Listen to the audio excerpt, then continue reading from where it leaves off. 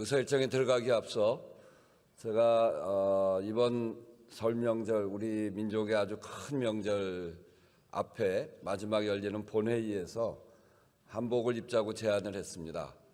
저는 이 한류가 세계적으로 매우 그 위세를 잘 보여주고 있고 우리의 문화가 전 세계에 아주 아름답게 퍼져가고 있는 이때 우리 국회가 이런 큰 명절 앞에 한복을 같이 입고 그렇게 우리의 아름다운 모습을 외부에 잘 보여주는 것도 이 한류를 잘 발전시켜 가는데 큰 도움이 된다고 생각해서 제안드립니다.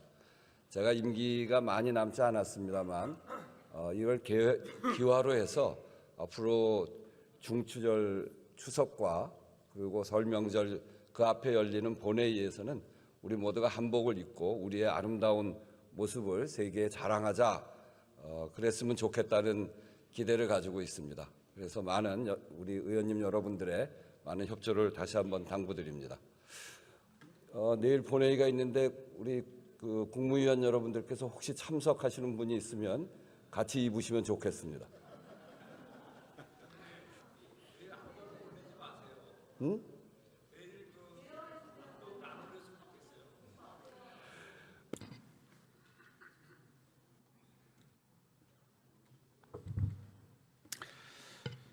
존경하고 사랑하는 국민 여러분, 의원식 국회의장님과 선배 동료 의원 여러분, 그리고 김민석 국무총리님을 비롯한 국무위원 여러분, 충남 논산 계룡 금산 출신 황명선 의원입니다. 대한민국은 서울 수도권으로의 과도한 집중 때문에 일자리와 교육, 사람이 전국의 지방과 도시에서 서울로 집중되는 구조에 놓여 있습니다. 고등학교를 졸업하면 서울이 대학을 향해 경쟁하고 대학을 졸업하면 다시 서울 수도권의 일자리를 찾아 이주를 선택합니다. 이게 바로 대한민국의 현실입니다. 총리님, 앞으로 나와 주십시오.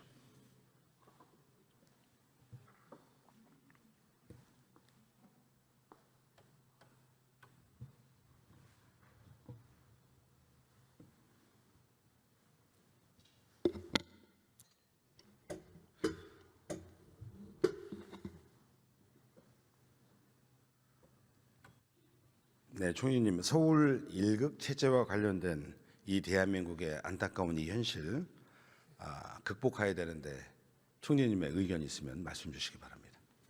네, 지금 말씀처럼 서울 중심의 1극 체제, 수도권 중심의 1극 체제가 어떤 시기까지는 대한민국을 성장하는 데 일정한 역할을 했지만 어느 시기 이후로는 대한민국의 성장을 가로막는 큰 걸림돌이 되어버렸습니다. 그것에 대한 문제의식을 역대 정부가 가지고 있었지만 또 노력도 했지만 그 성과가 사실 한계에 부딪혀 있는 것이 현실입니다. 이재명 정부는 그러한 문제의식을 가지고 국가의 성장 전략에 있어서 지방 주도 성장을 매우 중요한 축으로 삼았습니다. 네. 최근에 이루어지고 있는 광역 이 시도 통합, 네. 또 메가특구를 비롯한 산업의 이전, 2차 공공기관 이전, 서울대 10개 만들기 이런 것들이 다 산업, 또 생활, 또 행정에 있어서 전체적으로 이 지방을 살리고 수도권 1극 체제를 완화해보자 하는 노력의 산물이라고 보시면 될 것 같고, 과거와의 가장 큰 차이가 있다면 확실한 의지를 가지고 재정과 어떤 행정적 권한을 최대한 행사하면서 이루어내려는 의지를 가지고 있다. 이것이 핵심적 차이라고 할 수 있겠습니다. 네, 맞습니다. 지금 현재 보면 국토의 11.8%에 불과한 수도권이 대한민국 인구의 51%, QRDP의 53%를 독점하고 있습니다. 이 구조를 극복하지 못하면 대한민국의 미래는 없죠. 그래서 이재명 정부는 국가적 생존 전략으로서 5극 3특 구상을 말이 아니라 또 구호가 아니라 현실화시켜 나가고 있다고 저는 생각을 합니다. 앞서 총리님께서 주신 말씀처럼 균형 발전, 균형 성장, 바로 이게 지금 대한민국의 생존 전략이다라는 그런 생각이 본 의원의 생각인데요. 어떻습니까? 동의하십니까? 전적으로 동의합니다. 네. 현재 행정통합을 위한 충남 대전을 비롯해서 광주 전남 그리고 대구 경북 세 개 지역의 특별법이 행안위 법안 소위에서 지금 심사 중에 있습니다. 총리님 알고 계시죠? 네, 그렇습니다. 예, 현재 행안위 법안 소위에서 지금 국민의힘 의원님들께서 특별법 통과 저지 필보를 하고 있습니다. 어제 하루 종일 심사를 했는데도 불구하고 충남 대전 통합특별법은 손도대지 못하고 있는 상황입니다. 이래서는 안 되는데 보고 받으셨습니까? 네, 상황을 알고 있습니다. 저는 국토균형발전, 균형성장, 생존전략 여기에는 여야가 따로 있을 수 없다라고 생각을 합니다. 함께 지혜를 모아야 되는데요. 어찌됐든 간에 6월 3일 날 선거를 통해서 7월 1일 통합시를 출범시켜야 되는데 최소한 2월 말까지는 행안위 그리고 본회의까지 이 법사위 본회의까지 통과시켜야 이 일정대로 저는 갈 수 있다라고 보는데 총리님 의견은 어떻습니까? 현실적으로 2월 말까지 관련 법이 본회의를 통과하지 않으면 그에 수반되는 여러 가지 행정 조치와 선거 준비 등등을 감안하면 사실상 해당 지역의 이 광역시도 통합은 불가능에 가깝다 이렇게 생각하고 있습니다. 그래서 우리 국민의힘 의원들께서 적극적으로 여야 이 당리당략이 아니다, 이해관계가 아니라 함께 국가 균형 발전 이 골든 타임을 꼭 지켜낼 수 있도록 함께 동참을 촉구합니다.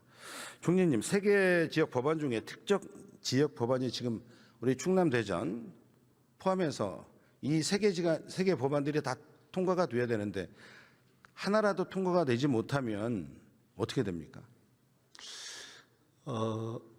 뭐 어떠한 이유로건 세 군데 중에 한 군데가 통과되지 않으면 결국 그것으로 인한 영향은 해당 지역의 주민들께서 받게 되는 것이겠죠. 네, 그럴 수 있는데요. 네, 그래서 해당 지역의 우리 국회에서 법 통과에 책임을 지니신 의원님들의 선택과 결정이기는 합니다만은 사실은 처음에 이 문제가 시작할 때는 원래 아마 국민의힘 계열의 의원님들이나 단체장님들께서 주로 먼저 제기하셨던 네.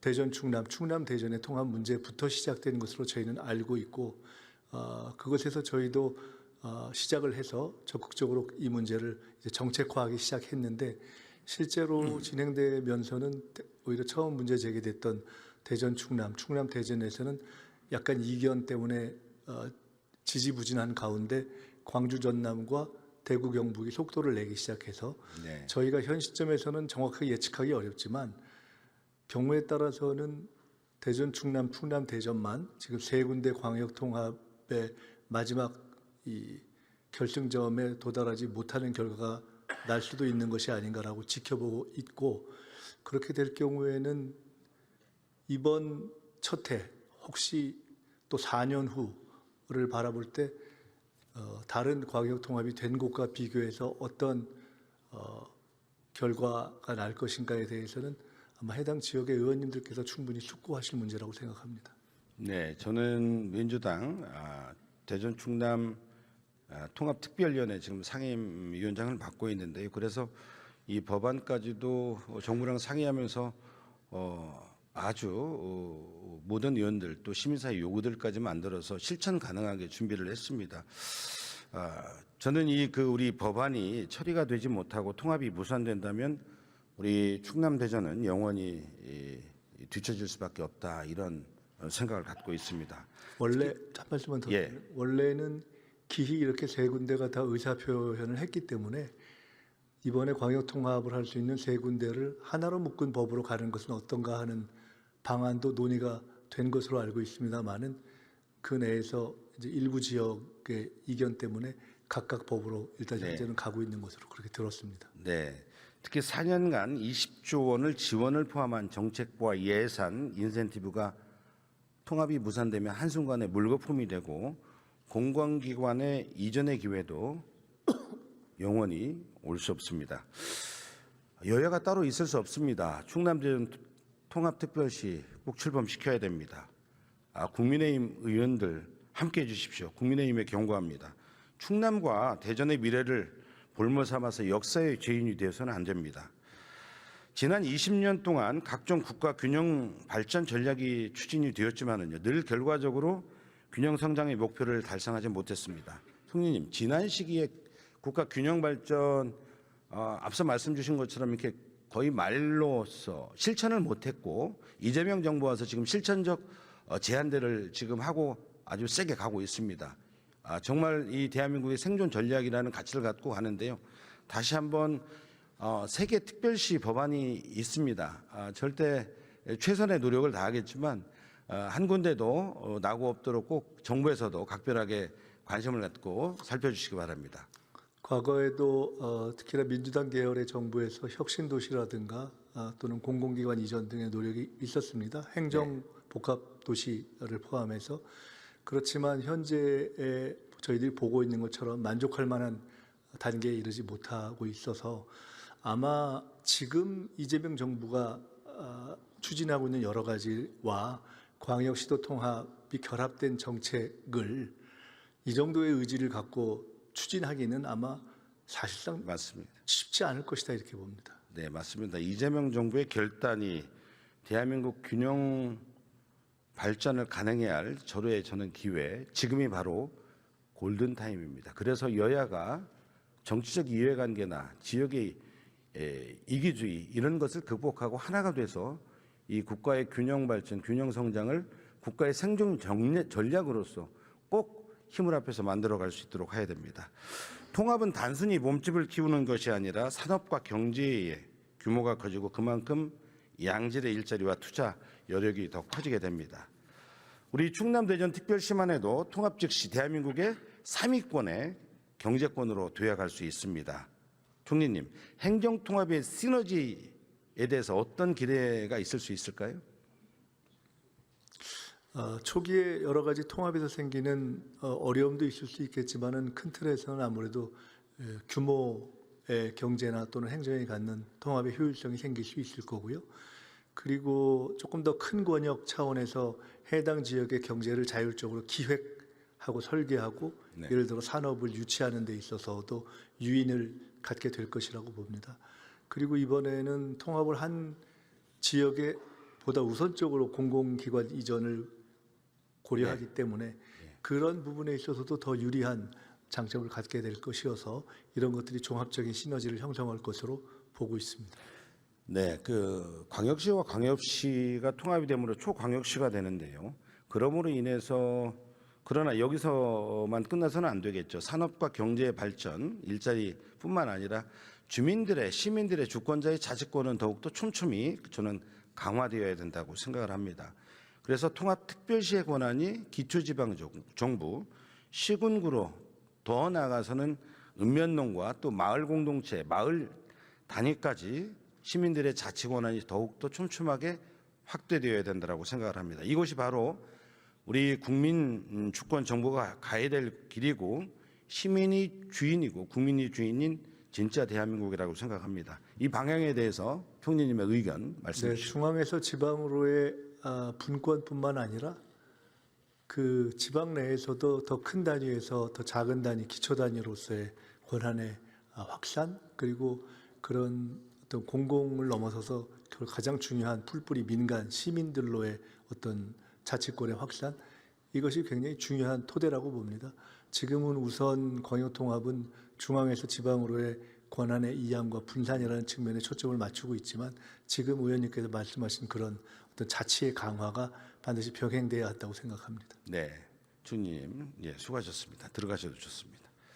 국민의힘 윤재욱 의원 나오셔서 질문해 주시기 바랍니다.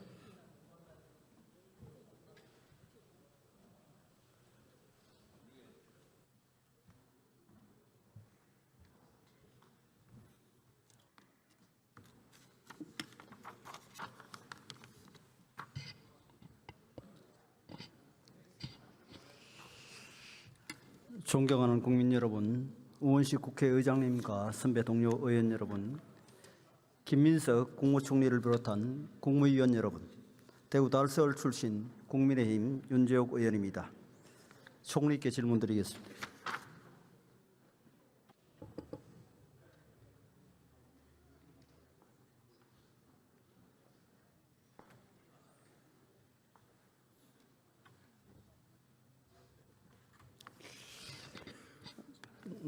총리님, 그 총리실 산하의 한국보건사회연구원이 발표한 2025 사회통합 실태진단 보고서를 보신 적이 있으십니까? 네. 네. 이 보고서에 따르면 가장 우리 사회의 심각한 갈등 원인으로 진보와 보수의 이념 갈등을 들고 있습니다. 또 오늘 국민통합위원회가 발표한 사회갈등 국민인식조사 결과에 따르면 역시 응답자의 92.4%가 보수 진보 갈등이 가장 심각하다고 인식하고 있는 것으로 파악되고 있습니다. 결국 사회통합과 국민통합에서 우리 정치의 영역이 가장 큰 문제라고 생각하는데 어떻게 생각하십니까? 네, 그렇게 생각합니다. 그런데 최근 대통령의 그 SNS를 총리께서 보신 적이 있습니까? 예. 예. 근데 대통령께서 다주택자를 향해서 마귀에게 양심을 빼앗겼다고 비난하시기도 하고 야당 의원의 기사를 직접 공유하면서 지지자들에게 소위 공격 좌표를 찍고 있다고 합니다.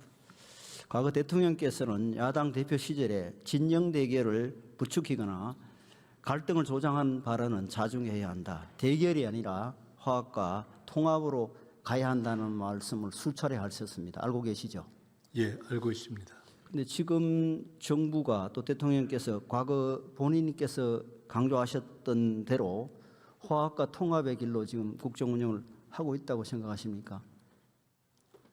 노력하고 있습니다. 다만 조금 전에 의원님께서 질문 주실 때 예시하신 그 그 SNS의 글을 조금 더 이렇게 찬찬히 읽어보시면 다주택자에게 그런 마귀다라고 표현하는 것이 아니라 다주택자의 눈물이 안타까운이라는 표현 속에는 사실은 그간 이러저러한 과정에서 마치 다주택자들의 문제를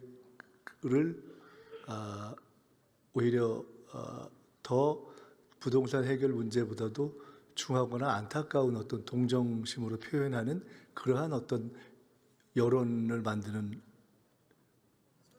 부분들에 대한 비판을 하신 것이라는 것을 읽으실 수 있지 않나 싶습니다. 복잡하게 설명을 하고 제가 쉽게 계시는데 말씀드리면 네. 사실은 저것은 이 다주택 문제를 해결하는 그런 정책에 있어서 다주택자들의 애환이나 어려움을 왜 더 인식하고 그것을 고려하지 않느냐라고 지적했던 일부 언론 등등에 대한 문제의식이 담겨 있는 것이다. 저는 그렇게 읽었습니다. 대통령실은 작년 12월 28일 날 그 이해운 기획예산처 장관을 지명하면서 대통합을 강조한 바 있으시죠? 예, 그렇습니다. 총리께서 임명제청권을 행사하셨나요? 임명제청권이라는 것이 지명 전 또 뭐 실제로 그 지명돼서 청문회를 거치고 나서 또 행사될 수 있는 뭐 그런 형식적인 차이는 있습니다만은 인지했고 또 동의했습니다. 그런데 진정한 통합과 협치를 생각했다면은 야당 인사를 기용하려면은 미리 야당에 소통을 하고 협조를 구하는 게 그 사전 절차로서 필요하지 않았습니까? 앞으로는 그런 절차까지도 고려하고 또 그런 것을 받아들이고 서로 이야기할 수 있는 그러한 정치 환경이 만들어진다는 판단이 되면 그런 것도 좋다고 생각합니다. 소통 과정도 없이 야당의 인적 자원을 일방적으로 빼내기 하고 또 야당을 흔들고 선거에 이용하려는 정략적인 그런 의도로 읽힐 수밖에 없지 않겠습니까? 그런 식으로 하면. 잘 아시겠지만은 저희 정부의 그 내각 구성원 가운데는 보수 진영에 계셨던 분도 계시고 심지어 지난 정부에서 임명됐던 분들이 유임되는 분들도 계십니다. 그렇기 때문에 통상적인 지난 정부와만 비교를 해봐도 조금 더 스펙트럼을 갖고 다른 생각과 진영에 계셨던 분들을 모시려는 그런 노력을 해왔습니다.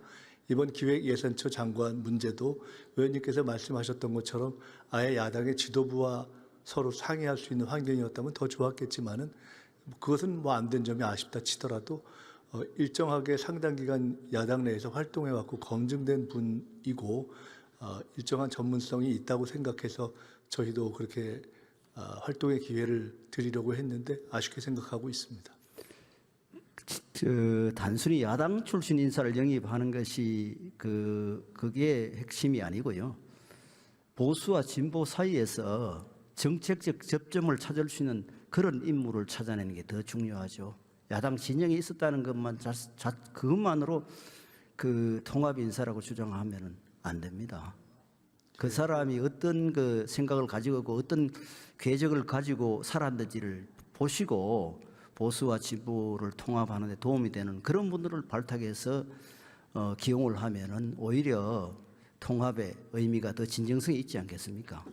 그 주신 말씀을 저희가 깊이 생각하고요. 앞으로 계속 그러한 영역에서 인물을 찾게 되면은 감안하도록 하겠습니다. 지금 저희가 기용하려고 했던 전 후보자도 말씀하셨던 어쨌든 야당 내에서의 궤적을 쭉 가지고 일정한 지위까지 오르셨던 분이기 때문에 그런 궤적에 대한 평가는 이미 한번 거친 것이 아니었을까 생각했는데 저희들이 공적 검증 시스템을 통해서 검증하기 어려웠던 부분에 대한 아쉬움은 저희도 가지고 있습니다.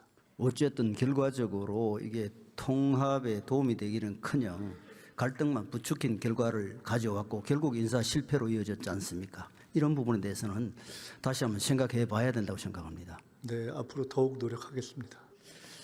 총리께서는 지난 8일 당정협의회를 하면서 총리실 산하의 국무조정실에 부동산 감독원을 설치를 해서 조사와 수사를 체계화하고 투기와 불법을 건절하겠다고 말씀하셨죠.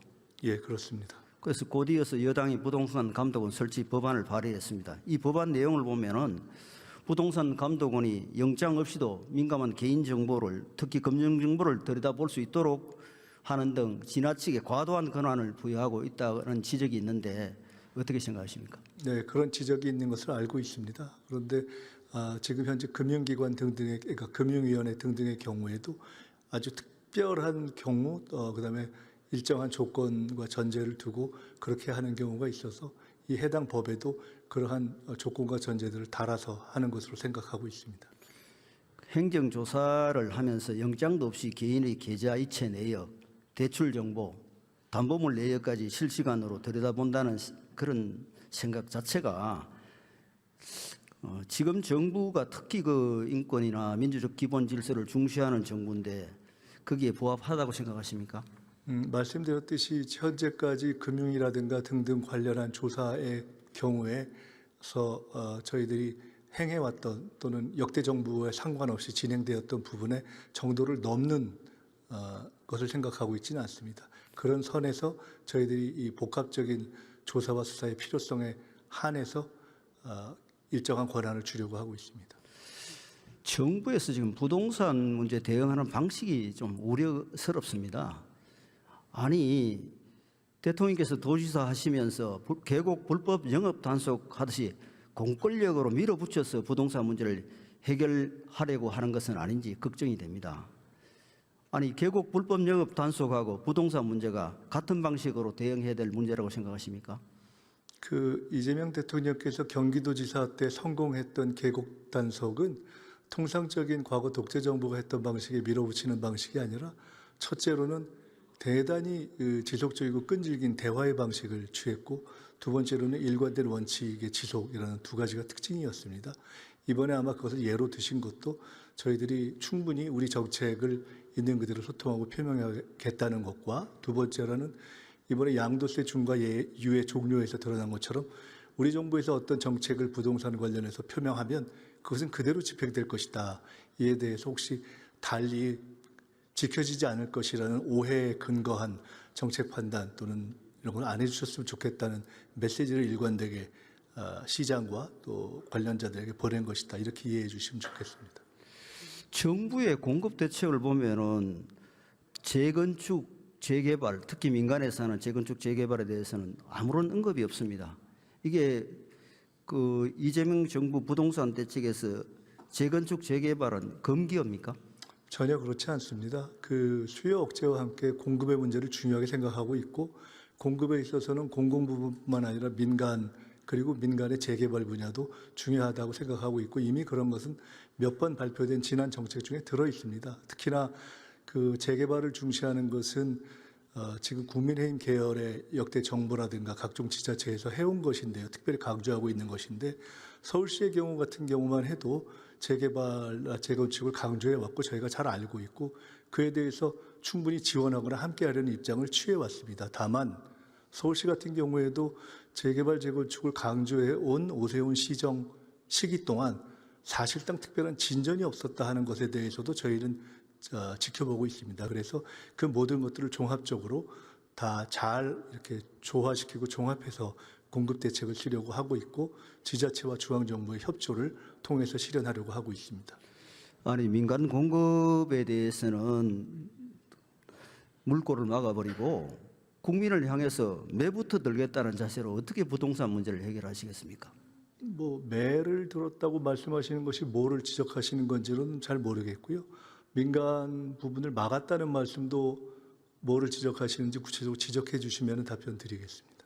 아니 지금 부동산 감독원 설치해 가지고 정보를 들여다보고 이거 문재인 정부 때도 시도를 하다가 결국은 인권 침해라는 이런 반발에 부딪혀서 포기한 거 아닙니까? 근데 이 정부에서 굳이 또 문재인 정부에서 실패한 감독기관을 만들어서 그 수사권 가져가는 통제기관을 만들겠다 하는 게 국민들 입장에서 납득이 되겠습니까? 저희가 이 정부 들어서 증시와 관련한 불공정 거래 등에 대한 조사를 철저하게 하는 단위를 설치했고 그것이 보시는 것처럼 지금 증시의 공정성에 대한 어떤 확산을 통해서 우리 증시가 활성화되는 데 도움을 주고 있습니다. 부동산 부분도 마찬가지일 것이라고 보고 부동산 시장을 정상화하면서 불공정 거래라든가 불법 사기에 대해서 엄격하게 대처하는 정책의 일관성과 의지를 보이는 것이 부동산의 정상화에 도움이 될 것이다 이렇게 생각하고 있습니다. 지금 정부가 부동산 감독원 신설을 졸속으로 밀어붙이는 것 관련해서 부동산 문제에 대한 뾰족한 대책을 내놓지도 못하면서 그 책임을 국민에게 돌리려는 처사라는 지적에 대해서 유념해 주시기 바랍니다. 그 부동산 감독원이 일반 국민에게 없는 죄를 만들어서 묻는 그러한 포괄적 기관이 아니고 불공정한 거래나 문제가 있을 때 그것을 잘 조사해서 시장을 정상화하는 것이기 때문에 일반 국민들이 그로 인해서 뭐 두려움을 가지시거나 이럴 일은 없을 것이라고 생각합니다. 그러나 국민들 입장에서는 또 하나의 사찰기구로 생각할 수 있다는 점을 유념해 주시기 바랍니다. 총님 들어가십시오. 예. 국민 여러분, 우원식 의장님과 선배 동료 의원 여러분, 김민석 국무총리님과 국무위원 여러분, 경남 산청 함양거창 합천 출신 국민의힘 신성모 의원입니다. 총리께 여쭙겠습니다. 어떻게 돌아가는 거지? 연일 고생이 많으시네. 아닙니다. 괜찮아요? 단도직입적으로 열어볼게요. 2차 특검 왜 합니까? 1차 특검으로 미진한 부분이 있으니까 하는 거죠. 아니 너무 또 이렇게 좀 모범답안 이렇게 내놓으시면 안 되고 뭐가 미진합니까? 총리는 기억나는 게 있어요? 제 개인적인 만약에 의견을 그러니까 개인적인 의든 뭐든 저는 사실 처음부터 이 내란 관련 특검을 할 때 우리가 이름이 알려진 장성급 또는 지휘관급들에 대한 수사를 넘어서 실제로 지난 개업 내란이 이루어질 때 기획과 준비에 아니 이게 현역 의원 시절에 무슨 제보를 받으신지 몰라도 국회 국정감사 그다음에 경찰 검찰 또한 특검의 수사 심지어는 헌법재판소 과정에서도 새로운 사실은 드러난 게 없잖아요. 다시 말해서 어떤 과정에서 한덕수 총리를 비롯한 당시 고위공직자들의 비겁함이나 우유부단함은 증명될지 몰라도 적어도 윤석열, 김용현 두 사람 외에 특별한 게 드러난 게 있나요? 한번 보세요. 2차 특검이 뭘 하려는 거냐 한번 보세요. 이게 17건을 상대로 한 17건, 수사 대상이 10건으로 되어 있어요. 이게 지금 1차 특검에서 했던 거와 전부 다 중복돼요. 1차 특검 어땠느냐 보세요. 1차 특검. 사실은 지난 연말까지 6개월 동안 약 120명의 검사, 700명의 인원이 동원해서 6개월 동안 탈탈탈 이른바 조사한 게 3대 특검이었어요. 예산도 275억에 200억 원 정도 썼어요. 그런데 이번에 다시 2차 특검은 뭐 하자는 거냐? 결국은 3대 특검이 6개월 동안 낱낱이 수사해서 기소를 하고 마친 내용을 다시 뒤지겠다는 게 2차 특검이에요. 이름도 종합특검이다, 2차 특검이다. 뭐 이렇게 이상하잖아요. 특별과 종합의 그건데 어찌됐건 제가 보기에는 이거는 할 게 아니라고 봐요. 그렇게 미진한 게 있습니까? 네, 그렇게 보시는 의견도 지금 어쨌든 아니 그러니까 이게 저는 이게 왜 그러냐 보세요. 다시 한번 그 후로 기소를 해서 어떻게 됐어요? 자, 3대 특검이 기소한 거 한번 보세요. 기소해가지고 자 김건희 특검 한번 봐요. 가장 핵심이라고 있는 도이치모터 주가 조작 무죄, 공천 개입 무죄. 그 다음에 쭉 보세요. 전부 다 무죄. 심지어는 공소 기각이 3건이에요. 다시 말하면은 법원이 판단할 때 이거 도저히 기소를 안 해야 될 걸 특검이 무리하게 기소했다라고 해서 아예 법의 범죄 유무, 범법의 유무를 따지지 않겠다라고 판단한 거예요. 이 정도면 사실은 저는 이렇게 생각합니다. 정말 이런 이딴 무죄 그리고 공소 기각 결정으로 재판의 결정으로 제가 보기에는 특검이 무리하게 수사하고 기소했다는 것이 법적으로 증명됐어요. 따라서 특검을 사실 특검하는 게 맞아요. 그리고 돈 쓴 거, 국민의 세금으로 약 200매직 쓴 거 저거 구상권 청구해야 돼요. 총리 그렇게 생각 안 하세요? 제 말이 틀렸나요? 1차 특검에서 미진한 부분이 2차 특검에서 지금 지적하신 그러한 부분에 아쉬움이 없도록 철저하게 하기를 기대합니다. 그리고 보세요. 지금 그 중에 하나가 제가 보기에는 참 나쁜 특검이라고 보는 게 지방자치단체를 수사했다는 지방자치단체 특검 대상에 들어가 있어요. 자, 지금까지 모든 조사나 수사 과정에서 지방자치단체 심지어는 여당 대표도 아무것도 몰랐던 상황에서 어느 지방자치단체가 계엄에 동조하기 위해서 했는지를 하나라도 수사 단서가 드러난 적이 없는데 왜 지방자치단체를 넣었느냐? 이게 안 된다 이거예요. 지방선거를 겨냥한 정략적 특검이다 라고 제 눈에는 확 보이는 거예요. 그러니까 비상계엄 전국을 내년 지방선거까지 계속 이어가는 그런 정략에 불과하다. 이렇게 되면은 국민의 스트레스 지수를 올리고 편 가르기를 부추기는 나쁜 정치의 전 사례로 봅니다. 그래서 제가 지난 9월 달에도 정기국회에서 말씀드렸는데 이렇게 계속되는 끝없이 이어지는 내란몰이는 대한민국의 국민 사이에 벽을 만듭니다. 이 대목을 총리께서 잘 좀 봐주시기 바랍니다. 이번에 혹시 사나이 다카이치 보셨죠? 승리한 거. 일본 네. 바빠서 못 보셨나? 이번에 일본. 그 오셨을 때 말씀입니까? 아니 그렇게 저 승리를 어떻게 보셨냐고요. 승리를 예.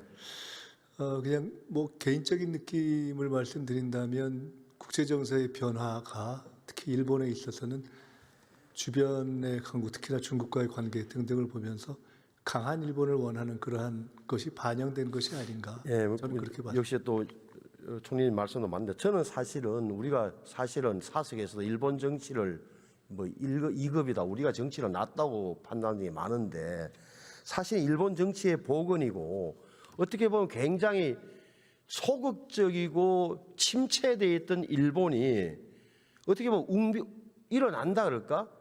유신의 기운으로 확 차오르는 거예요. 이게 중요한데 뭐. 그래서 여기서 사실 정치의 힘, 정치 지도자의 힘이라는 게 이런 부분을 느끼게 된단 말이에요. 중요한 거잖아요. 한 여성이 어찌됐건 강하고 풍요로운 일본 열도라는 구호를 내걸고 우리가 다시 한번 일어서자는 국가적 에너지를 모으는 과정. 그래서 총리님께 말씀드리니 이게 큰 정치인 거예요. 큰 정치. 한때 우리 민주화 운동에 하셨던 총리께서 사실은 좀 크게 좀 보고 대통령도 그렇게 이야기를 해주세요. 그리고 이게 이미 다 드러났고 2월 19일이면 또 그 주범이 또 재판 결과가 나오는 판에 무슨 2차 특검이냔 말이에요. 그 역사적으로 보더라도 특검이 힘을 발휘한 역사가 대한민국 역사에서 조선시대 있어요. 당쟁, 옥사 이런 다 그때 아시는 대로 무슨 정치적 사건이 터지면 대통령이 위관을 임명해서 추상같이 조사했는데 대부분의 경우 정치적 반대자들 다 쳐내는데 활용됐어요. 왜? 자기 권력을 늘리고 남이 권력의 진영을 막기 위해서 굉장히 심지어는 머리털을 뒤집어서 작은 흠결도 찾아내려 했다는 상처까지 찾아내려 했다는 기록이 남아있을 정도고 거기에 너무 당한 나머지 저희 고향을 비롯해서 남부지방에 가면 우리 할아버지가 절대 과거 보지 말라 그랬다. 관직에 나가지 말라 그랬다는 집안의 신조로 삼고 있는 몇몇 집안도 있어요. 우리 산청하면 그 합천에 가면 그 정도 산이란 말이에요. 그래서 자 봐주시고 그다음 지난번에 이해운 후보자 낙마에 대해서 저는 뭐 개인적인 감은 있으면 생략하고 대통령과 국무총리께서 그런 중도 보수 인물을 쓴 시도에서는 높이 평가해요. 정치적 의도가 있겠죠.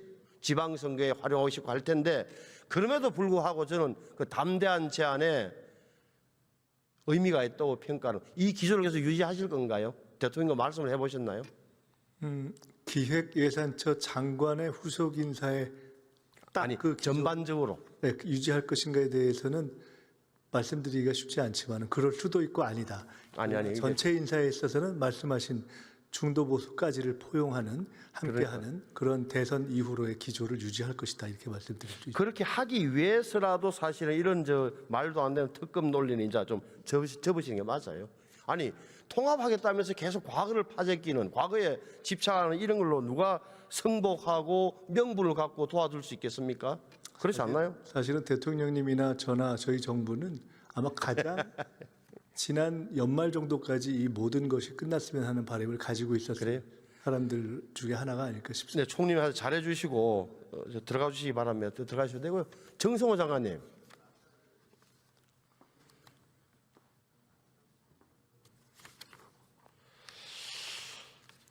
이거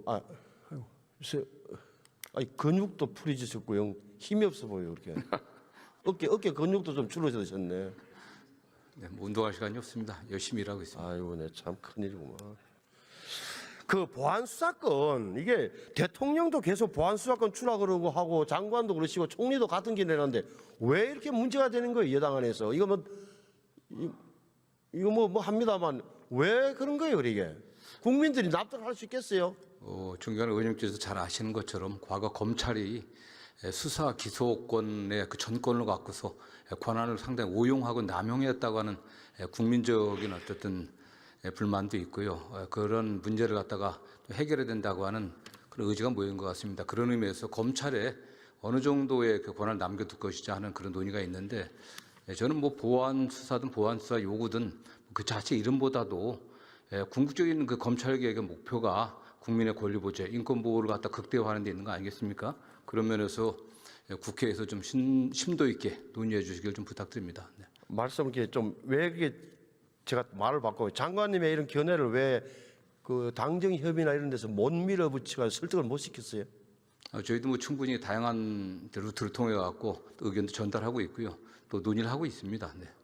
그러니까 말씀하셨지만 경찰에서 1차 수사기관에서 혐의가 없다고 판단했더라도 검사가 보기에는 뭐 이상하다 그러면 한 번 더 보안 수사 해달라고 요구할 수 있는. 근데 보안 수사 요구권만 주면 경찰에서는 하다가 다 했습니다. 다시 가자고 핑퐁하게 되고 이렇게 되면 수사가 지연되고 사건은 늦어질 거 아니에요. 이렇게 국민들이 불편해. 이거는 검찰이 똑똑하고 뭐 경찰이 좀 부족하다는 차원이 아니잖아요. 예, 그렇습니다. 네. 그런데 어떻게 보면 제가 좀 여당 의원들 몇몇 보면은 굉장히 명분론 그러니까 한풀이 하는 것처럼 보이죠. 한풀이. 이 검찰의 목표가 검찰의 힘을 빼고 제도를 없애는 것인지 국민들에게 그나마 도움이 되는 방향으로 가자는 것인지가 불명확하다는 거예요. 또 안타까움을 느끼는 거죠. 야당이지만. 근데 그거는 검찰이 과거에 지난번 그 검경 수사권 조정 과정에서 일부 수사권을 남겨뒀는데 그 일부 수사권을 확대해 갖고 또 광범위한 정치보복적 수사를 갖다 감행함으로써 많은 어떤 불신을 좀 초래한 사실이 있습니다. 그렇기 때문에 그런 면에서 검찰의 수사권을 상당히 제한해야 된다라고 하는 그런 의견들이 있는 것 같습니다. 그리고 간첩죄 말이죠. 현재 형법에 적국이라는 표현을 되어 있는 걸 외국을 위해서도 그 하면 간첩으로 하겠다는 이제 사실 제가 위원장으로 있는 정보위원회에서 박지원 의원이나 박성현 의원도 다 동의했어요. 그런데 이게 가더니만 당에 가서 갑자기 간첩죄 조항하고 법 왜곡죄를 함께 넣어서 엉망진창이 돼버렸어요. 이 내용을 아시죠? 예, 그게 뭐 함께 이게 넣었다- 저는 의심하는 게 누군가가 이거 잘못하면은 간첩죄 신설을 지연시키기 위해서 법 왜곡죄를 어느 과정에서 넣은 거라는 의심까지 하고 있다니까요. 뭐 의원님 저는 뭐 당정임을 좀 잘해주세요. 이거는. 그런 차원의 문제라기보다는 뭐 의원님도 아시는 바처럼 제가 지난해 정기국회 때 저희 법무부의 10대 중점 법안으로 형법 개정, 간첩죄 그 개정 문제를 갖다 저희 당에 요청을 했고요. 당 원내 지도부나 당 지도부에 요청을 했었습니다. 그런데 이게 간첩죄 개정이 들어간 형법 조항하고 법왜곡죄 조항이 들어가던 형법 개정안이 따로따로 이게 발의됐는데 상임 소위 과정에서 어쩔 수 없이 통합 대안을 만들다 보니까 그렇게 된 것 같고요. 저희들도 어쨌든 간첩죄가 좀 신속하게 통과될 수 있도록 최선을 다하겠습니다. 예, 장관 들어가시고 윤호중 장관님. 비례대표 김민전 의원 나오셔서 질문해 주시기 바랍니다.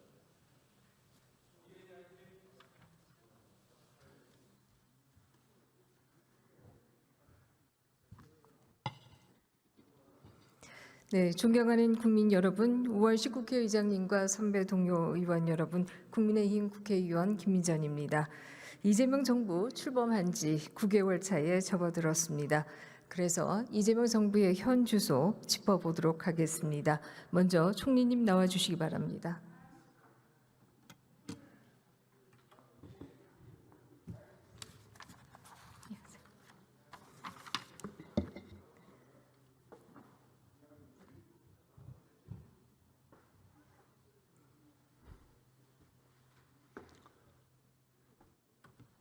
네, 저보다 좀 빨리 놓으셔서 죄송한데요.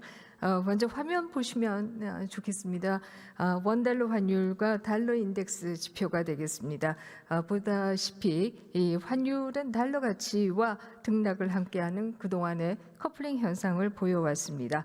그러나 2024년 12월부터 소위 탄핵 국면 동안 원달러 환율은 1,470원대로 상승합니다. 이를 두고 당시 야당 대표였던 이재명 대통령은 환율 폭등으로 국민 재산이 7%가 날아갔다 이런 얘기를 하기도 했습니다. 그러나 그래프를 자세히 보시면 달러 인덱스가 그 당시에는 108을 넘는 그야말로 강달러였던 때였다 이렇게 얘기 드릴 수가 있고요.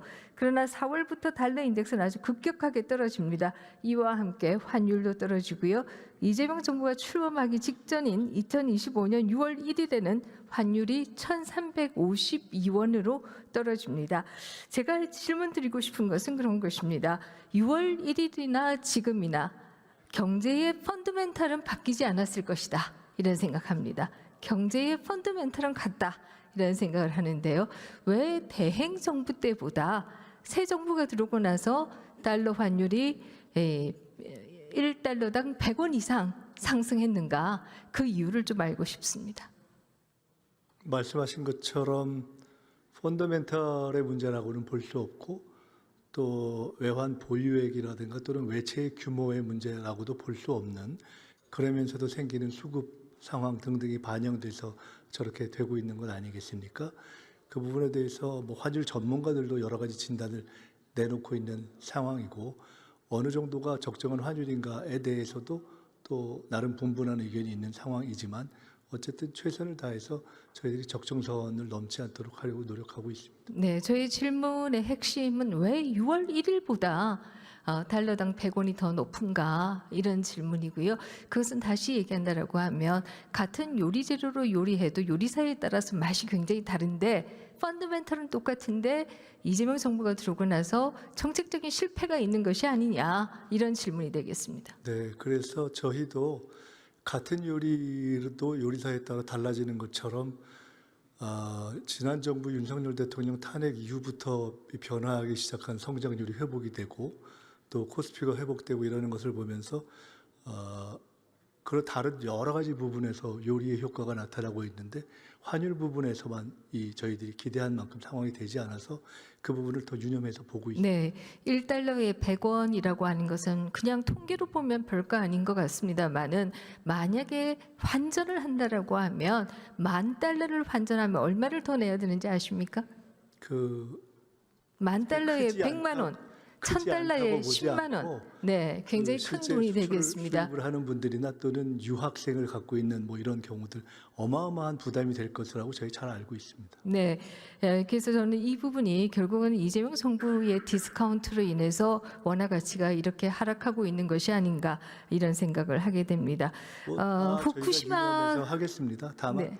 지금 현재 전반적인 정책에서 이재명 정부에다가 디스카운트라는 말씀을 붙이기에는 너무 다른 면에서 프리미엄이 많이 나타나고 있는 것이 아닌가 싶습니다. 네, 뭐 주가 주장을 하실 것 같은데 주가 이외를 본다라고 하면 특히 소비자로서는 디스카운트라고 얘기할 수밖에 없는 상황들이 벌어지고 있는 것이 사실이고요.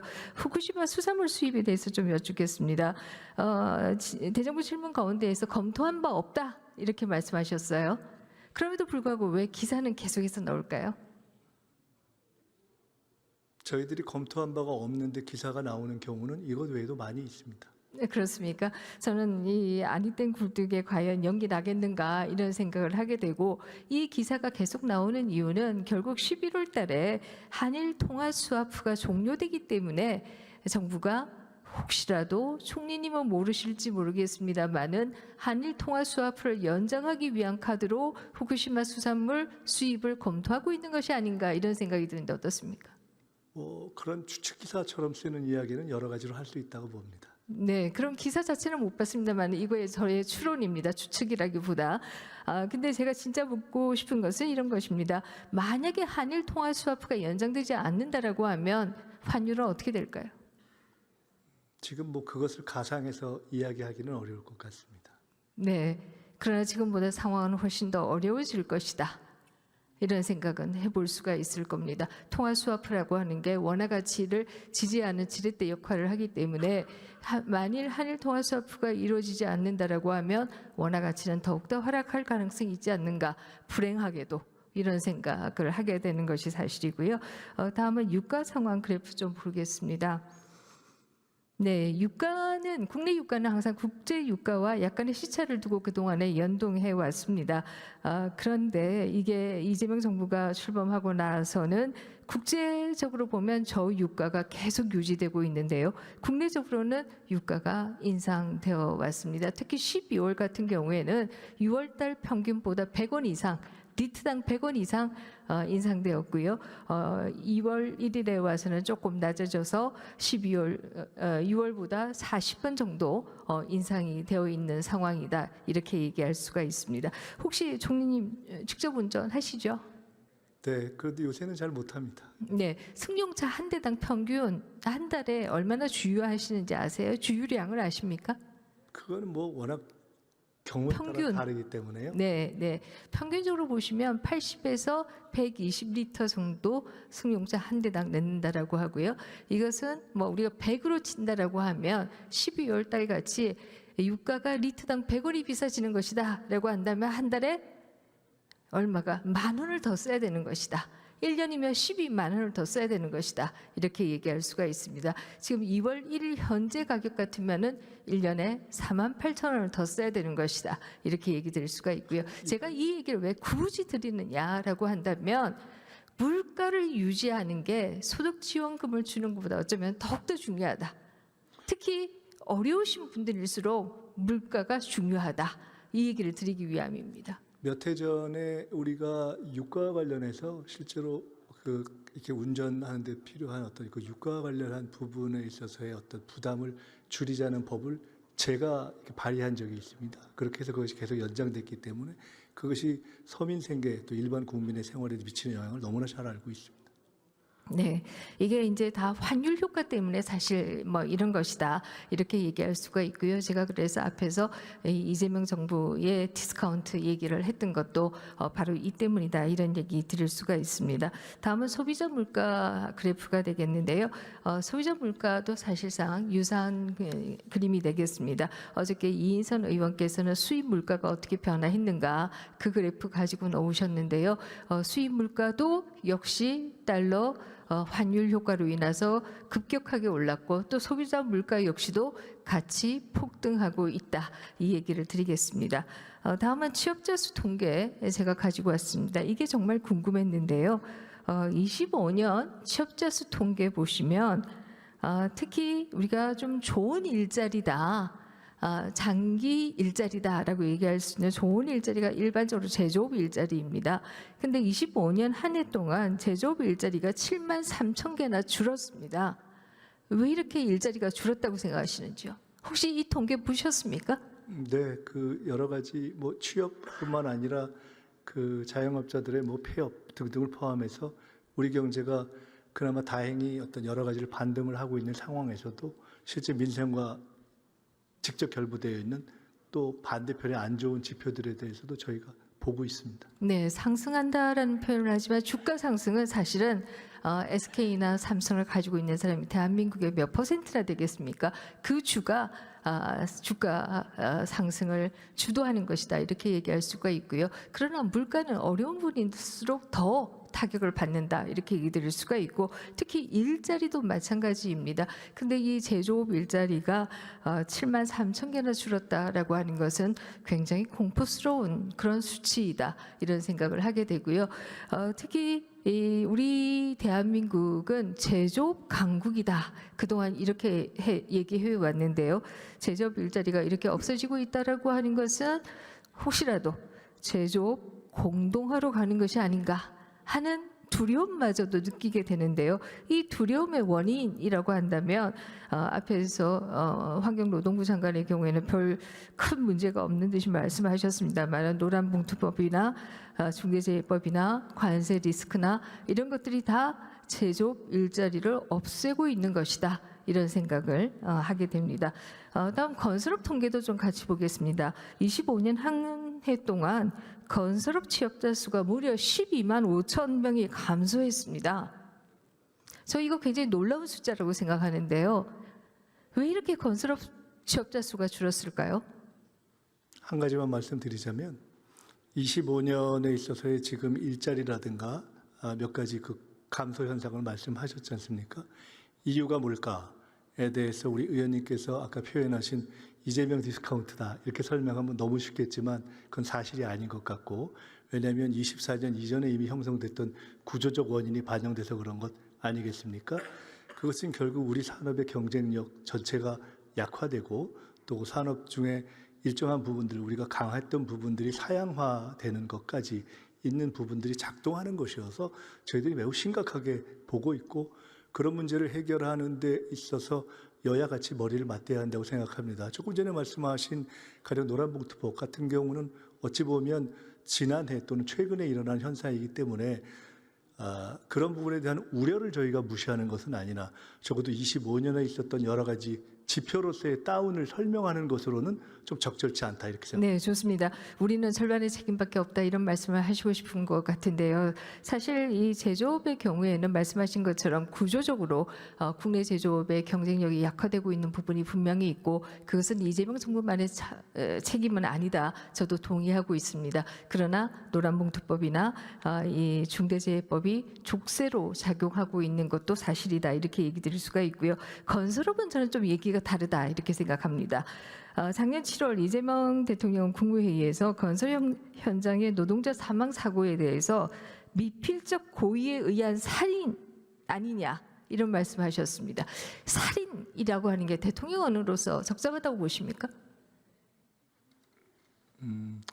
우리 사회가 이제는 적어도 어떤 노동자들의 희생에 기초해서 어떤 성과를 내야 되는 그 정도는 넘어서야 하고 또 넘어설 수 있다는 어떤 문제의식 그리고 어떤 돈이나 수익보다도 인간의 생명을 더 귀하게 생각해야 한다는 문제의식 그리고 굉장히 강조하지 않으면 실제로 안전 문제가 해결되기 어렵다는 문제의식 이런 것들을 종합적으로 강조한 것이다 이렇게 이해. 네, 저도 문제의식에는 동의합니다. 그럼에도 저는 대통령으로서 이런 표현은 너무 과했다 이런 생각을 하게 될 뿐만 아니라 그 당시에 이로 인해서 220여 개의 건설업 사업장이 문을 닫았다.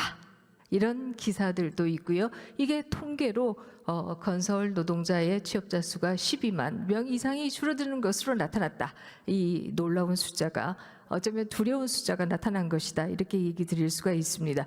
사실 이 건설 취업자의 감소는 또 다른 걸 암시한다고 생각합니다. 이것은 부동산의 건설이 제대로 이루어지지 않고 있다라는 얘기이고 공급이 제대로 이루어지지 않으면 아무리 부동산 감독원을 만들어서 시장의 공정성을 추구해도 아무리 대통령이 밤새도록 SNS로 수요를 억눌러도 부동산 가격은 우상향하게 된다라고 하는 것을 암시하는 것이다 이런 생각이 드는데 어떻습니까? 대통령이 메시지 하나를 던지는 것이 건설과 관련한 또는 다른 것과 관련한 지표를 다운시키는 원인이다.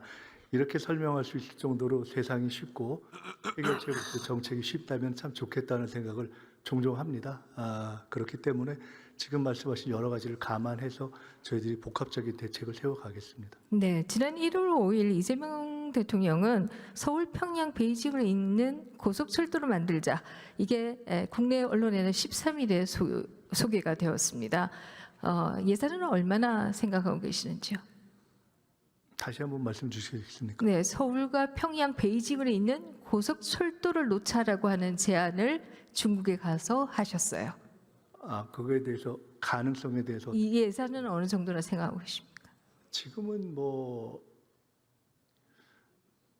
일단 남북 관계 등등이 다 이렇게 해결되면서 진행돼야 될 여러 가지 일들의 하나이기 때문에 그것을 뭐 그런 복합적인 어떤 정치적 환경을 별도로 저희들이 가능성을 이야기하기 좀 어려운 것 같습니다. 네, 그냥 던진 것이다 이런 뜻이신 것 같은데요. 그냥 던졌어도 미국은 아주 예민하게 반응하는 것 같다라는 생각이 들고요. 이 제안이 있은 후 일주일 만에 소위 한미 무역협정을 이행해라라고 하는 최후 통첩을 보내왔습니다. 이게 전혀 우연은 아닐 것이다. 중국이 이런 제안을 하면서 한미 무역협정은 이행하지 않느냐. 이런 최후 통첩이 온 것이고요.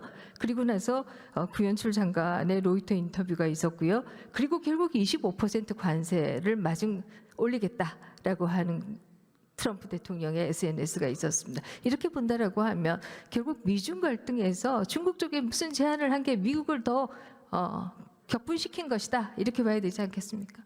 그렇게 보기 어려울 것이 아니라 그렇지 않습니다. 어떻게 하십니까? 사실과 다르기 때문입니다. 네, 총리가 파악하는 미국과 또 실제 미국은 정확하게 같지는 않은 것 같다라고 하는 게 제가 느끼고 있는 제가 것이고요. 조금 더 정확하게 보는 편에 속하지 않을까 싶습니다. 네, 그렇다라고 한다면 가시자마자 25% 관세를 맞을 이유는 없지 않았을까? 돌아오는 순간에 맞지 않으셨습니까? 그것은 그 이전에 말씀드렸듯이 그것은 제가 가는 것과 전혀 연동되어 있는 것이 아니고 그리고 그때 25% 관세를 올리자는 메시지 또한 트럼프 대통령 및 핵심 측근들에 의해서 주로 대미 투자 입법의 지연, 또 투자 프로젝트의 지연, 납입 자금의 지연 등등에 대한 불만족을 반영해서 나왔고 그뿐만 아니라 현재 25%를 실제로 실행하는 관보 개제도 이루어져 있지 않은 상태이기 때문에 조금 전에 열차의 제한과 25% 관세를 연결하신 것은 너무 과도한 인과관계인 것 같고 또 현재 25% 관세를 마치 된 것처럼 기정사실화해서 말씀하시는 것도 조금 굳이 그럴 필요까지는 없으신 것 같다 생각됩니다. 네, 말씀하신 것처럼 인도의 경우에는 낮추기도 했던 것이 사실입니다. 지금 PPT만 보여드리겠습니다. 거의 가히 전방위적인 한미 간의 충돌이다 이렇게 얘기할 수 있을 것이고요. 제가 시간이 없어서 하나하나 얘기는 못 드리겠습니다. 정말 이 시계 제로의 한미 충돌, 그동안 역사상 단 한 번도 경험하지 않은 한미 충돌, 대한민국의 역사에 대한민국의 미래에 어떤 암울한 먹구름이 될지 많은 국민들은 걱정하고 있다. 이 말씀을 전하는 것으로 마무리. 저도 너무 여러 가지여서 그냥 간단히 말씀드린다면 현재 한미동맹의 현실적 진전을 놓고 한미동맹의 균열에 대한 우려와 공포를 느끼는 국민은 저는 없을 것이라고 보고 한미동맹이 균열했으면 하는 기대를 표현하시는 혹시 그런 분들이 아니라면 현재의 한미관계의 진전을 저렇게 바라보는 비합리적인 진단은 하지 않지 않겠는가 이렇게 생각합니다.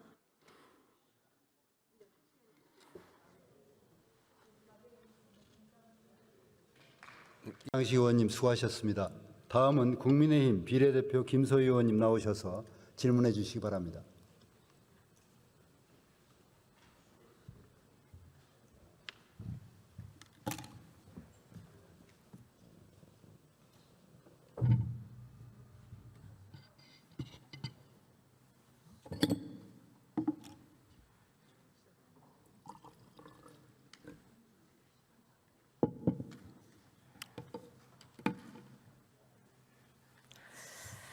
존경하는 국민 여러분, 이하경 부의장님, 선배 동료 의원 여러분, 김민석 국무총리님과 국무위원 여러분, 국민의힘 김소희 의원입니다.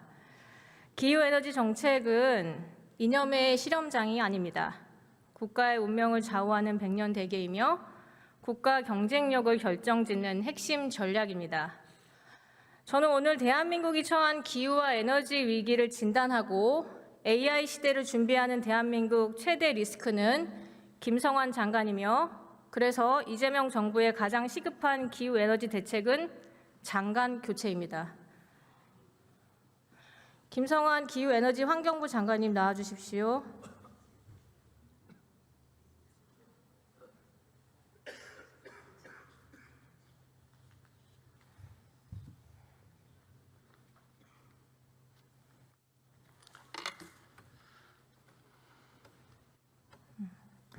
장관님 취임 당시부터 특정 에너지원에 대한 편향성이 우려된다는 지적이 많았는데 현실이 되고 있습니다.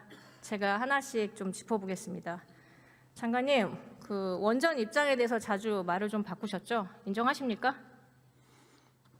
문재인 정부 때 짧게 답해 주시면 됩니다. 문재인 정부 때 상황하고 현재 상황이 달라졌고 과거의 것을 바로 연결하는 건 적절치 않다고 생각합니다. 제가 PPT로 좀 설명을 드리고 여기 의원님께서 어떻게 판단하실지 아실 것 같습니다.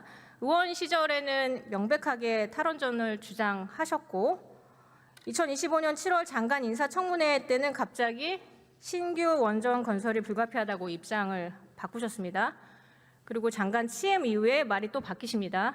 원전을 새로 지을지에 대해서는 국민 공론을 듣고 판단하겠다. 원전에 대해서 여전히 주저하는 모습을 보이셨습니다. 인사청문회만 우선 넘기자는 생각으로 찬성했던 거 아닌가 의심을 할 수밖에 없는데 근데 어쨌든 올해 1월 21일 여론조사 결과 국민들이 신규 원전 건설에 찬성을 대부분 해주셨습니다. 우리 국민들 현명하시죠? 그래서 11차 정기본 계획대로 건설하겠다고 1월 26일 날 등 떠밀리듯 뒤늦게 공식화했습니다. 네, 그러면 장관님 탈원전 아니고 이제는 친원전이십니까? 원전과 재생에너지를 믹스해서 가야 된다고 생각하고 있습니다. 네, 여전히 이제 뭐 원전과 재생에너지 믹스해서 재생에너지를 주력전원으로 가면서도 원전을 적절하게 재생에너지가 빚어주는 역할을 해야 된다고 생각합니다. 일단 장관님이 이렇게 오락가락하는 사이에 현장에서 무슨 일이 벌어졌는지 설명드리겠습니다. 한국수력원자력이 지난해 3월 원전부지 선정위원회 구성한 뒤에 매달 회의를 열다가 장관 취임 이후에 갑자기 중단했습니다. 그때 영덕, 울주, 기장 등이 유치 의사를 이미 밝혔었는데 한수원은 또다시 의향 조사를 한다며 부지 공모를 미뤘습니다. 작년 국감 때 한수원 사장 직무대행은 정부가 결정한 대로 하겠다. 다시 말해 본인들의 결정 사항은 아니다라고 답변을 했었죠. 기억하실 겁니다. 그래서 1월 26일 장관님이 신규 원전 추진을 공식화하자 1월 30일에야 신규 원전 부지 확보를 위해 공모 절차를 착수했습니다. 한수원이 장관님 눈치 보느라고 원전 부지 공모도 못하고 시간 낭비만 했네요. 장관님 때문에 원전 건설 지연된 거 잘못 인정하십니까? 부지 공모를 하는 것은 한수원의 역할입니다. 그렇게 말씀하시면 안 되죠. 정부의 역할은 전체적으로 에너지를 어떻게 할 것인가에 대한 정부의 제가 설명은 판단이 쭉 필요합니다. 드렸잖아요. 어쨌든 장관님 말 바꾸는 것 때문에 현장 시간 낭비하고 극심한 혼란을 빚었습니다. 해당 죄송합니다만 지역하고 제가 말을 에너지 업계 바꾼 적이 관계자니까 없습니다. 사과하시겠습니까? 제가 말을 바꾼 적이 없습니다. 아, 말을 바꾸신 적이 없습니까? 그럼 제가 국회의원 시절 때는 문재인 정부 때였습니다. 제가 시간이 없으니까 당시 문재인 정부 앞서 때는 두 가지 PPT로 가름하겠습니다. 그러면 신규 원전 2기 언제까지 건설 완료하실 예정입니까? 11차 정기본의 계획대로 2037년, 2038년에 완공될 수 있을 거라고 판단합니다. 네, 그러면 올해가 2026년이니까 뭐 내년 시작하면 10년 내 가능한 거겠네요. 대략 건설 기준으로 하면 10년이면 할 수 있는 걸로 알고 있습니다. 네, 근데 작년에 이재명 대통령 취임 100일 기자회견에서 원전 짓는데 최소 15년이 걸린다고 했습니다.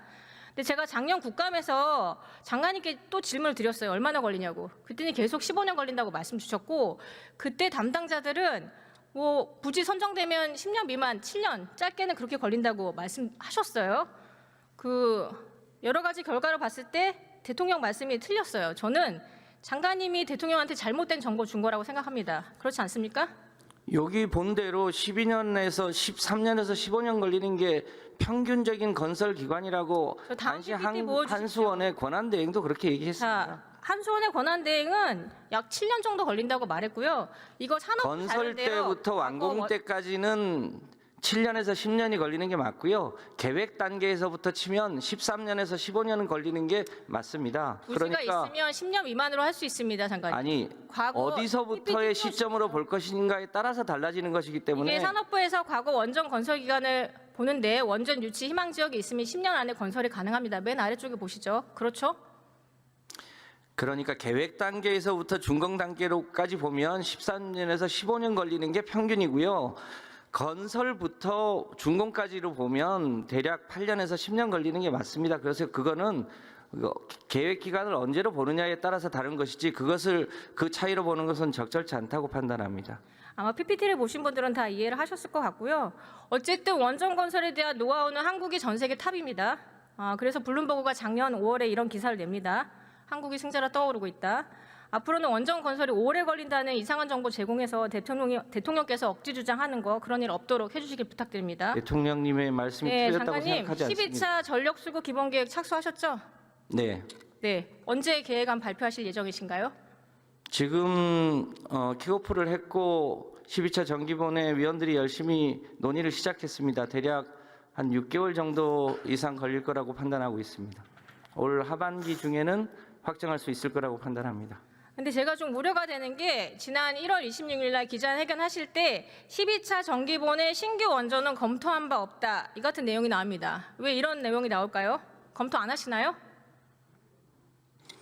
12차 정기본에서 재생에너지와 원전의 믹스 비중을 어떻게 할 것인지에 대해서는 제가 현재 판단할 수 없습니다. 그것은 그 내에서 2050년까지의 전체 탄소 중립 계획, 또 2040년까지의 법적 계획, 그것에 따라서 최적의 계획을 짜서 판단해야 될 문제지 현재 예단할 수 없는 문제 아니지 않습니까? 왜 예단을 못 하십니까? 대통령께서 AI를 하루가 멀다고 말씀을 주시는데 지금 전 세계가 AI 때문에 필요한 전력이 이만큼입니다. 저 보시는 것처럼 중국은 매년 10기씩 해가지고 2035년 되면 150기가 되고요. 스웨덴은 40년 동안 원전 금지 폐기 선언하고 12년 동안 10기의 신규 원전을 추진한다는 입장입니다. 이것도 알고 계시죠? 중국은 3,600기가의 그 기간 동안에 3,600기가의 재생에너지를 하겠다고 하고 그중에 원전 비중이 일부 있습니다. 그러니까 원전 비중의 일부라고 말씀하시면 안 그런 되고. 요소를 자, 가정해서 그럼 장관님, 판단하면 그러면 됩니다. 이번 12차 정기본 수립 과정에서 가장 중요하게 고려해야 될 사항은 뭡니까? 전체 에너지의 믹스이고 그것의 유연성을 어떻게 잘 전력 수요 아닐까요? AI를 그렇게 대통령께서 강조하고 계신데 전력 수요 아닐까요? 전력 에너지 수요는 믹스일까요? 기본이죠. 네, 전력 수요가 기본입니다. 그걸 감안하셔가지고 그러면 11차 정기본에 따르면 AI 때문에 연평균 얼마씩 증가하고 있습니까? 그거는 계산을 해봐야 됩니다. 이미 나와 있고요. 그건 아셔야 됩니다. 2%씩 증가하고 있고 앞으로 더 늘 예정입니다. 이재명 정부가 AI 강국 도약 총력전 아시죠? 네. 네. 대통령께서 하루가 멀다고 말씀하세요.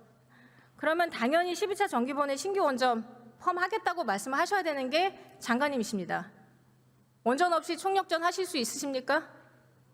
원전 없이 할 수 있다고 얘기해 본 적 없습니다. 다만 어떻게 할 것인지에 대해서는 12차 정기본의 내용적 검토를 한 후에 판단해야 될 문제이지 제가 그것을 장관님 단언해서 할 수 이런 있는 내용은 식으로 아니라고 판단합니다. 정확하게 입장을 계속 정리하지 않으시고 앞에 말씀드렸던 것처럼 계속 말 바꾸기 하는 것 같아서 이유가 뭔지 좀 살펴봤더니 11차 전기위원회랑 좀 다르게 12차 때는 환경단체가 많이 포함됐습니다. 보시는 것처럼 6명 포함이 됐는데요. 자, 이 6명의 면면을 좀 보니까 정말 우려가 됩니다. 보시죠. 5개 단체 중에 총 6명이 참여했는데 과거 발언들을 보면 죄다 탈원전주의자들입니다. 혹시 이분들 예전에 장관님 탈원전 활동하실 때 같이 활동하셨던 분들 아닙니까? 어쩌다가 이렇게 탈원전 단체들만 정기위원회에 다 들어가 있습니까? 전체 인원과 이 정기위원회는 각 위원회별로 충분히 전문가들을 엄선해서 임명한 걸로 알고 있습니다. 제 생각에는 그래도 환경단체는 균형된 에너지원의 균형된 시각을 가진 단체가 골고루 들어가는 게 맞다고 생각합니다. 환경단체라기보다는 에너지 분야에 여러 전문가들이 참여하고 있는 걸로 알고 있습니다. 일단 편향된 환경단체니까 균형 있게 교체해 주는 거 고려해 주시겠습니까? 편향됐다고 생각하지 않습니다. 네, 그거는 보시는 분들이 판단하실 거고요. 일단 두 번째 또 리스크가 있습니다.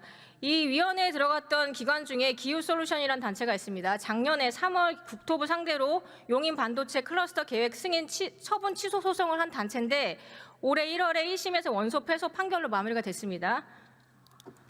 제 눈에는 국가 사업에 재뿌리는 환경단체로 보이는데 어쨌든 작년에 이런 소송을 한 단체를 가지고 또 장관님 또 방송에 나가셔가지고 반도체 어디다 이전한다 이런 말씀을 하셨습니다. 어쨌든 지금은 이것 때문에 산업계랑 청와대까지 난리가 났었죠.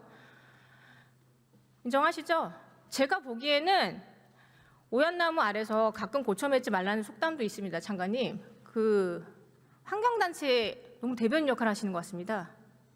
이거는 환경단체의 문제가 아니고요. 잘 아시겠습니다만 용인에 15기가의 막대한 전력이 필요한데 마침 그 무렵에 대규모의 송전탑을 건설하는 지역에 모두 그것을 반대하는 주민들이 연합적으로 그 부분에 대한 반대 의견을 표현하고 있어서 가급적 전기가 있는 쪽으로 기업이 내려가면 좋겠다고 하는 고민을 얘기한 것이고 무슨 정책을 결정하거나 이런 게 아니지 않습니까? 원론적인 얘기를 한 것이었습니다.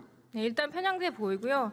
다음번에 더 전기가 있는 곳으로 기업이 내려갈 수 있는 환경을 조성하는 네, 그럼 것을 재생에너지뿐만 아니라 그거를 원전도 왜 같이 고려해 편향이라고 주십시오. 말씀하십니까? 작년에 이번 국정과정에 2040년 탈석탄 내용 들어갔죠? 네. 네, 작년에 저희 국감 때 의원님들 많이 지적을 하셨는데 작년에 또 11월에 가셔서 탈석탄 동맹 가입도 하고 오셨어요. 지금 전 세계 석탄 사용량 67.2%를 차지한 나라가 어디일까요? 중국이 가장 많은 걸로 알고 있습니다. 네, 중국하고 인도고 세계 석탄 수입 상위 5개국이 어디일까요? 이거 PPT 참고하셔도 됩니다. 중국, 인도, 일본, 한국, 대만입니다. 이 중에 탈석탄 동맹 가입한 나라 우리나라 말고 또 있습니까? 없습니다. 답변 안 하실 것 같아요. 의원님이야말로 기후위기를 걱정하신다면서 기후위기의 가장 큰 원인이 석탄이라는 걸 잘 알고 너무 잘 알고 계시지 있죠. 근데 왜 2040년이라 이 말씀을 드리는 겁니다. 저는 2050년 해도 되고 2055년 해도 된다는 얘기입니다. 띄워주시죠. 중국, 저희 전체 배출량의 1.3% 차지합니다. 중국 보실까요? 중국도 전 세계 석탄 화력 1위입니다. 우리나라의 그 다음 페이지 보여주세요. 우리나라의 30배 이상이고요. 배출하는 이산화탄소 34배입니다. 제가 기후대응 하지 말자는 얘기 아닙니다. 기후대응은 글로벌 협력을 하는 겁니다. 그런데 마치 국내 환경 문제처럼 대응하다가 우리 산업 경쟁력 다 망가질 것 같아서 우려가 돼서 하는 말입니다. 2030년이나 2035년, 2040년 얘기하는 거 환경단체 구호입니다. 어떻게 장관님께서 환경단체 구호를 그대로 가져다 쓰십니까? 장관님은 국무위원이십니다. 우리나라 경제하고 산업 고려해서 국익 우선한 결정하셔야 되는 거 아닙니까? 저는 2040년 탈석탄 철회해야 된다고 생각합니다. 어떻게 생각하십니까? 2040년까지 탈석탄을 하겠다고 하는 것은 이재명 정부가 지난 대선 때 국민들에게 약속한 일입니다. 국민들에게 약속한 것을 국무위원이 이행하는 게 당연한 역할 아니겠습니까? 자, 그럼 탈석탄을 하면 2040년 하면은 몇 기가 더 2040년 이제 탈석탄 할 경우 설계 수명이 남는 발전소 몇 개입니까? 대체로 61개 중에 40개는 설계 수명이 도래하고 나머지 21개가 남아 있는 걸로 알고 있습니다. 네, 21개 닫으라고 하면 재무적 손실 안 와야 되죠. 그 제가 재무적 손실 계산해 보니까 2022년 해서 한 8조 5천억 원인데 이거 다 닫을 경우는 10조 이상은 될 것 같습니다. 장관님, 저는 이 돈이라면 전력만 까는 데 쓸 것 같은데 어떻게 생각하시나요? 이 부분은 마찬가지로 12차 전기본과 이 설계 수명이 남아 있는 것을 어떻게 전개할 것인지에 대해서는 국회랑 진지하게 상의해서 가급적 재정 손실을 최소화하면서 그것을 어떻게 줄여나갈지에 대해서는 별도로 국회랑 협의하고 또 국민적 동의를 구해나가는 절차를 밟도록 하겠습니다. 네, 제가 살펴보도록 하겠습니다. 수고하셨고요. 김민석 총리님 앞으로 나와주십시오.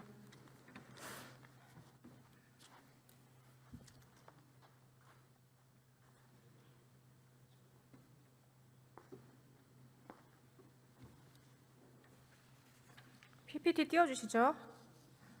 총리님, 지난달에 KGX 추진단이 구윤철 경제부총리 주재로 출범했습니다. 보고 받으셨을까요? 네. 네, 이거는 일본 GX를 벤치마킹한 건데 일본 GX는 철강, 석유화학, 자동차, 수소해서 저탄소 전환으로 제조업을 다시 부흥시키자는 내용입니다.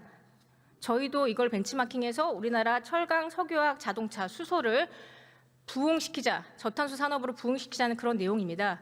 그런데 일본이 얼마를 투자하고 있는지 좀 보여드리겠습니다. 일본은 일단 10년간 150조엔 규모로 여기다 정부가 20조엔 규모의 선행 마중물을 대는 구조입니다. 다음 페이지 보여주시죠. 그러면 양국의 경제 규모를 생각하면 우리나라는 최소 10년간 600조 원이 필요합니다. 정부가 이 중 80조 원은 마중물을 대야 하고요. 이 예산 마련하시겠습니까? 지금 말씀하신 계산은 하나의 계산 방법이라고 생각합니다. 네. 저희도 GX에 관련된 최대의 노력을 다 할 것입니다. 총리님, 기후 대응 의지는 목표가 아닙니다. 예산으로 보여지는 겁니다. 그래서 이재명 정부가 기후 대응 의지를 예산으로 꼭 보여주셨으면 좋겠고 KGX 예산 얼마로 짜는지 총리님의 의지에 달렸다고 생각합니다. 부탁드리겠습니다. 네, 감사합니다. 그렇게 감사합니다. 들어가셔도 됩니다.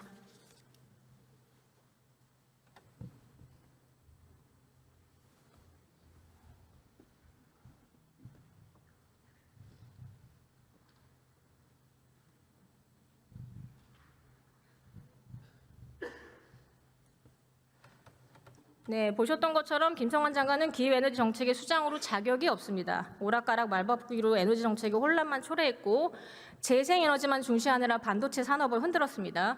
에너지 매국노 같은 환경단체의 대변인 역할만 하고 있습니다. 기후에너지 정책에 대한 전문성과 이해가 너무 부족합니다. 이재명 대통령께 당부드립니다. 대한민국 핵심 전략이자 100년 대계인 기후에너지 정책을 망치기 전에 김성환 장관을 교체하십시오. 그렇지 않으면 AI 시대를 준비하고 있는 이재명 정부의 실패뿐만 아니라